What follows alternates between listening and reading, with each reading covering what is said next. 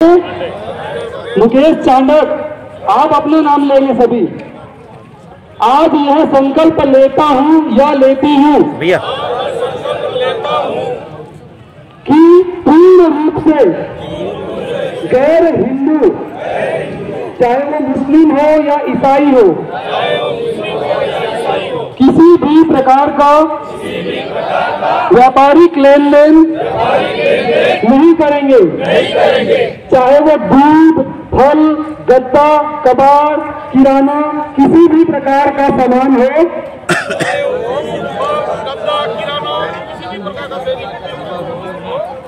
मुस्लिमों से क्रय नहीं करूंगा। मैं यह प्रतिज्ञा लेता हूं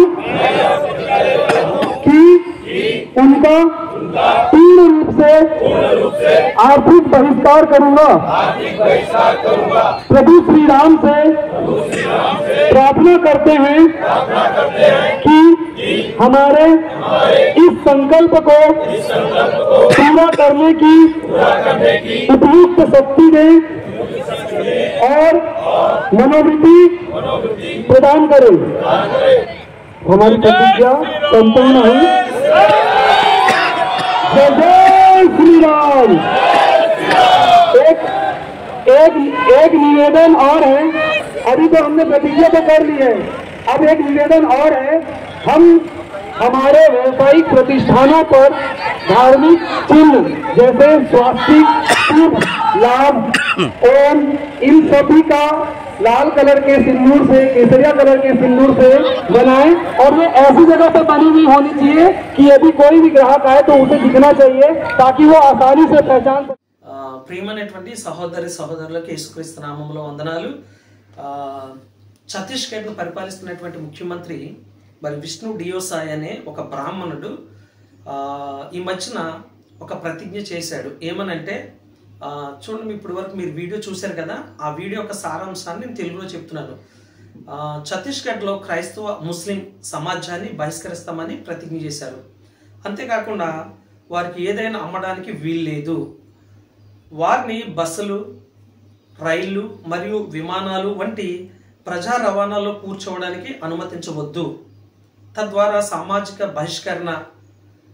బహిష్కరణను ప్రతిజ్ఞ చేసి వారిని విదేశీయులుగా భావిస్తూ ఒక తీర్మానం చేసుకున్నారు, ఒక ప్రతిజ్ఞ చేసుకున్నారు। అయితే ఇక దేశ పౌరులుగా వారికి రాజ్యాంగం కల్పించే హక్కులు లభిస్తాయా లేదా అని భవిష్యత్తులో ఏం జరగబోతుందో మనం తెలుసుకోవాలి। అంతేకాకుండా ఈ యొక్క ప్రతిజ్ఞ మిగతా రాష్ట్రాల్లో కూడా మరి దీన్ని అనుసరిస్తాయా అనేది మనం వేచి చూడాల్సి ఉంది।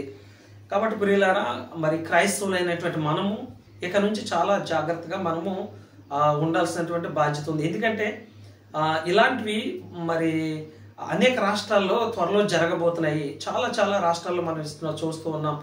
అస్సాంలో మరి యొక్క క్రైస్తవుల యొక్క డ్రెస్ కోడ్ వేసుకోకూడదు అని, రోమన్ క్యాథలిక్ సంఘానికి సంబంధించినటువంటి డ్రెస్ కోడ్ వేసుకోకూడదు అని ఒక్కొక్క రాష్ట్రం ఒక్కొక్క రకమైనటువంటి తీర్మానాలు చేసుకుంటూ వస్తున్నారు। కాబట్టి మరి రాబోయే దినాల్లో మనం ఏం చేయాలి, ఎలా ఉండాలి అని మనం చాలా మరి క్రైస్తవులందరూ కూడా చాలా బలమైనటువంటి శక్తిగా ఎదగాలి, చాలా బలమైనటువంటి విశ్వాసం కలిగి ఉండాలి, ఎక్కువ ప్రార్థన చేయాలి। సో ఇలాంటివి చూడండి, ఇంతకుముందు రాజ్యాలు, అనేకమైనటువంటి రాజ్యాలు కొంతకాలమే ఉన్నాయి, తర్వాత గొప్ప గొప్ప సామ్రాజ్యాలు కూడా అంతరించుకొని క్రీస్తు రాజ్యమే శాశ్వతమైనది। ఏమంటే అలాగే ప్రభుత్వాలు కూడా కొంతకాలమే ఉంటాయి, శాశ్వతం కాదు। ఏ ప్రభుత్వం కూడా శాశ్వతం కాదు। సో ఇలాంటివి మనము కొంచెం ఓపికగా మనము ప్రార్థన చేస్తే సో ఇలాంటివన్నీ కూడా మనము నిర్మూలించుకోవచ్చు, చాలా జాగ్రత్తగా ఉండొచ్చు। అయితే చాలా జాగ్రత్తగా ఉండాలి। అయితే ఇక్కడ నేను చెప్పేది ఏంటంటే క్రైస్తవ దేశాలైనటువంటి అమెరికా కానీ, కెనడా కానీ, మరి బ్రిటన్ కానీ, తర్వాత ఆస్ట్రేలియా కానీ, ఇలాంటి కొన్ని క్రైస్తవ దేశాల్లో హిందువులు అనేక మంది, లక్షల మంది కూడా ఉద్యోగాలు చేస్తూ ఉన్నారు। అలాగే ముస్లిం దేశాల్లో మరి దుబాయ్లో కానీ, కువైట్లో కానీ, తర్వాత బెహ్రైన్లో కానీ, ఇలాంటి మరి గల్ఫ్ కంట్రీస్లో కూడా అనేక మంది భారతీయులు ఉద్యోగాలు చేస్తూ చక్కగా సంపాదించుకుని ఆనందకరమైన జీవితాన్ని జీవిస్తున్నారు।